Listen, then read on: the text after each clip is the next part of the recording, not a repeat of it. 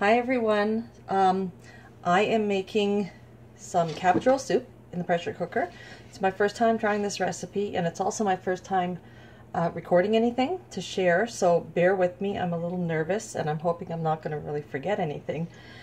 So I shared a picture that showed my ingredients. I left out the bacon. I'm going to fry some bacon and throw it in after everything is cooked, just before it's ready to serve. So I had ground elk. You can use beef. Just elk is what I had. It's very lean.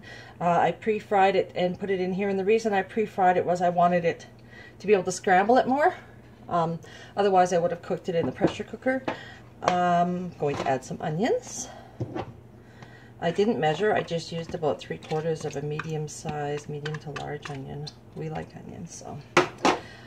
And garlic, that of course I put through with our lovely garlic press. And yes, this is a little Tupperware spatula. I don't know if we can get them here, if you can see that. But this one I got in the States. So, and then from there, by rights, I'm supposed to be adding some beef broth. Now, I have a problem. I don't have any beef broth, and I don't have any beef oxo, which I was sure I did have. So what I'm going to do is actually use just packaged gravy mix, and I know it's probably not the best thing, but I'm ad-libbing here and substituting because I don't have the other. I'm going to put enough liquids in that this isn't going to thicken as a gravy anyway, and I should just be able to get the beef flavor into my nice cabbage roll soup. Hopefully. We'll find out. Okay, so we're going to throw that in. I'm just going to put a little bit of water right off the start to mix it because the beef is still warm, so if I can get a little cool water in there, then that gravy won't kind of set. Oh, this looks really good. I'm hoping I'm not going to go over my fill lines here. Maybe I did too much ground elk. I did 2 pounds, by the way. Okay, it should be diced tomatoes. I took out crushed tomatoes, and I was hoping that it would actually have tomato chunks, and it doesn't. It looks more like a paste, so I'm kind of disappointed in that. Next time I'll make sure I use diced tomatoes with the actual juice. And I'm going to put in a can of tomato soup. And I'm almost out of room here. I may have to remove some of this beef from the bottom. This is the last part. This is my cabbage. Now, I would have used fresh if I had, but I don't. I have this cabbage, which I partially steamed and froze in the fall. Thank you, Bonnie, for the cabbage. I'm going to push it in there and see where I'm at for levels.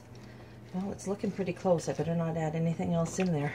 I am like pushing it to the limit right now. So that is pretty much it, other than I'm going to need to throw a little rice in there. So I just have 1 cup.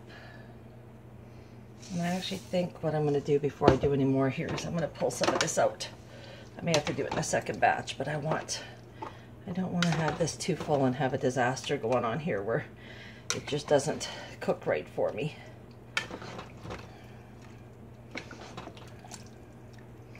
Oh, but this is looking awesome.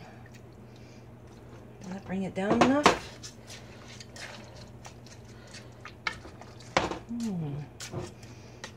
Take 1 more scoop out of there. Just a little bit too much meat, I guess. 2 pounds is too much. I would say a pound, pound and a half, I guess, for your pressure cooker. Okay, so I'm going to finish this off so that there's an actual cup of rice in there. Yum.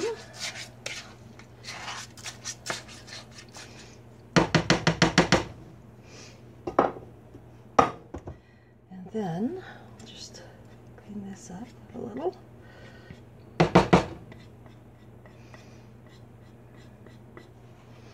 Alrighty, I'm going to put a little pepper. Don't forget we already have the garlic in there.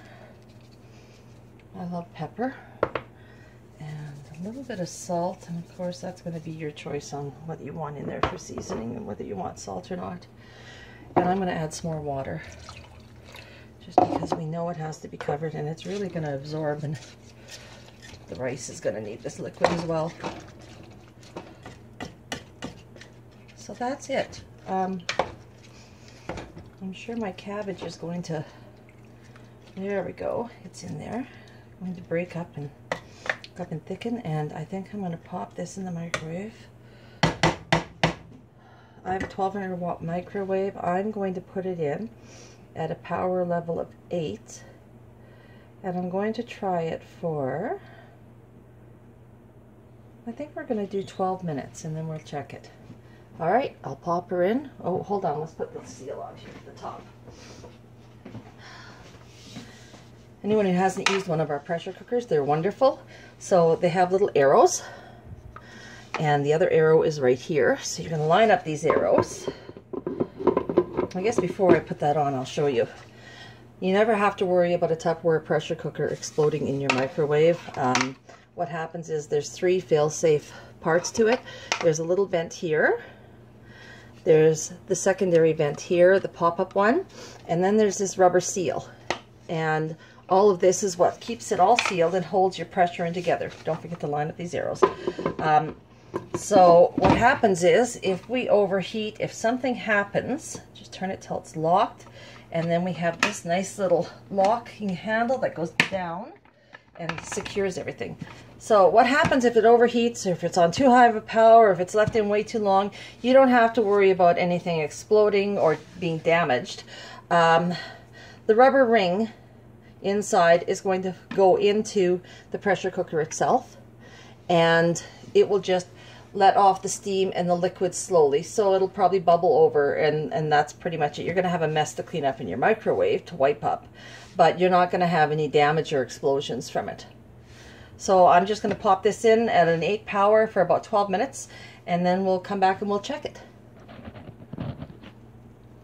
Hi. Sorry, I'm back. I checked it when the microwave stopped at 13 minutes, and my pressure valve had not come up and sealed yet.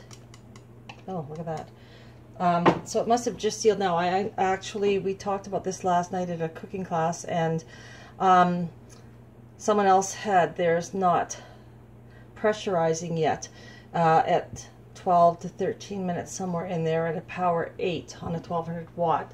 So what I did was I actually just put it back in for another 5 minutes at 9 for power, and I can see that it was up when I took it out of the microwave, but it sat here for a few minutes, so the pressure's gone down. So I'm just going to give it a pop and open it up and have a peek at this here. Let's just twist this, and oh, come on now, quit sliding. And we're going to turn it away so that steam doesn't hit you in the face. The steam goes away from you. Oh my goodness, look at this. I think we need a spoon. We're going to need to taste this.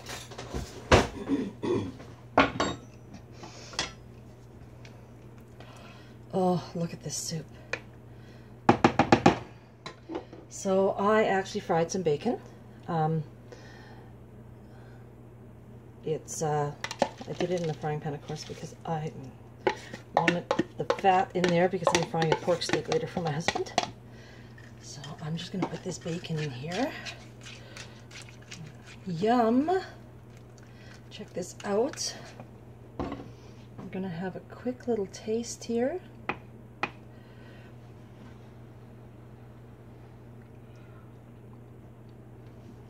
Oh my goodness. It's like eating cabbage rolls. I have a plan. So, this month, this is November, it's the 8th today.